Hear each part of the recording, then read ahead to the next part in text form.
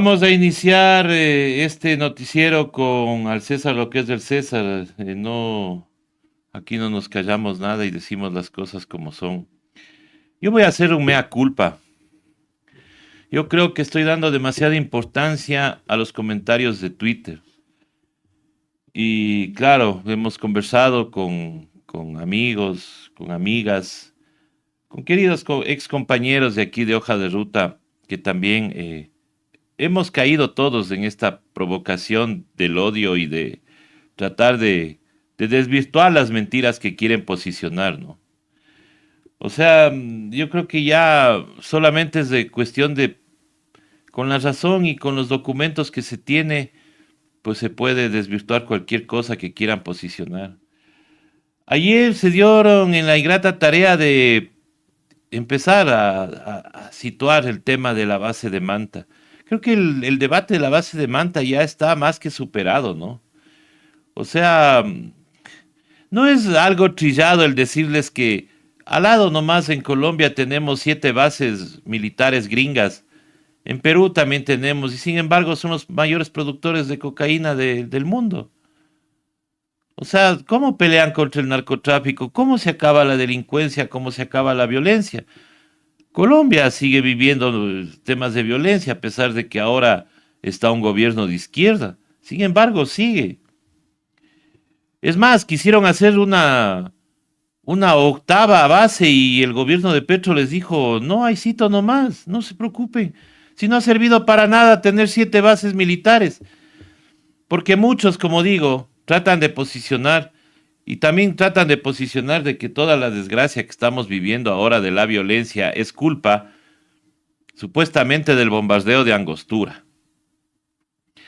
Estimados amigos, para recordarles nada más la historia, el bombardeo de Angostura fue un exabrupto del señor Álvaro Uribe, presidente de Colombia en ese momento, con su ministro Santos, Juan Manuel Santos, quienes no avisaron al gobierno ecuatoriano de lo que se estaba planeando o de lo que tenían pensado hacer. Cosa que después les voy a explicar en qué derivó todo eso. Porque resulta que cuando el presidente Correa, porque nos acordamos claramente de ese momento, estaba dando la sabatina, le llamó el presidente Uribe, o sea, ya más o menos 10 de la mañana del sábado, porque nadie le había informado a Rafael Correa sobre el tema de Angostura. Pero el sábado a las 10 de la mañana, más o menos, le llamó Álvaro Uribe a contarle de que en una persecución en caliente habían tenido que ingresar a territorio ecuatoriano y dar de baja al secretario de las FARC, en ese momento, Raúl Reyes. Eso fue lo que dijo el presidente de la República de ese entonces, Rafael Correa, una vez recibida la llamada de Álvaro Uribe. O sea, Álvaro Uribe estaba escondiendo lo que había pasado, porque lo que había pasado es que tenían un bombardeo planificado sin pedir autorización a las Fuerzas Armadas ecuatorianas y se burlaron de las Fuerzas Armadas ecuatorianas y violaron nuestra soberanía. Por más que haya estado ahí metido un campamento de insurgentes o lo que ustedes quieran llamarles. Pero hay que contar la historia como es, no inventarse las cosas. Y se vino todo el debate, la cumbre en donde se vio la mirada de reproche de Rafael Correa hacia Uribe, porque le mintió, porque invadió nuestro territorio, porque nos bombardeó. Digo, nos bombardeó porque es nuestro territorio. Ya quisiera ver yo cómo reaccionan los colombianos si nosotros vamos a Ipiales a bombardearle a uno de los más buscados de Ecuador, ¿no? Pero el asunto es ese. Vinieron las investigaciones. Verán que Uribe ofreció entregar los únicos computadores, la información de los únicos computadores que habían soportado un bombardeo. Yo no entiendo cómo esos computadores se salvaron. Y resulta que inclusive Rafael Correa pedía que si esa información le involucra a él o involucra a alguien del Ecuador, él ponía una comisión de la oposición al frente para que reciba toda la información. Resulta que el proceso se abrió en Colombia y el proceso se cerró, adivinen por qué.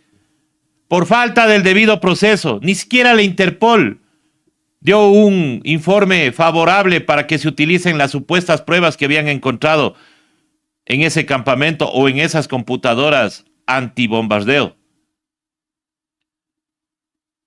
Tanto es así que el señor Fernando Balda fue a buscar las pruebas en Colombia. Y como no le dieron porque se cerró el caso, resulta que el señor después tuvo que inventarse el supuesto secuestro para justificar su viaje y justificarles a sus supuestos financistas del viaje oneroso que tuvo que hacer a Colombia para poder encontrar esas pruebas.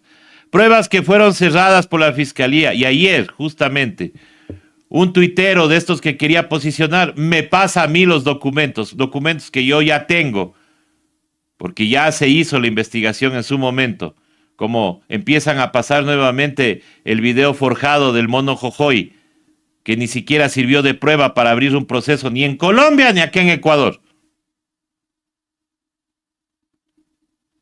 Entonces resulta que tenemos que aguantar todo lo que está sucediendo, tratando de que posicionen estos temas, para justificar la mediocridad y la ineptitud de este gobierno, que como ya vemos, y que hay que citar la fuente de un reportaje de Teleamazonas, ni siquiera son capaces de ocupar el presupuesto que tienen.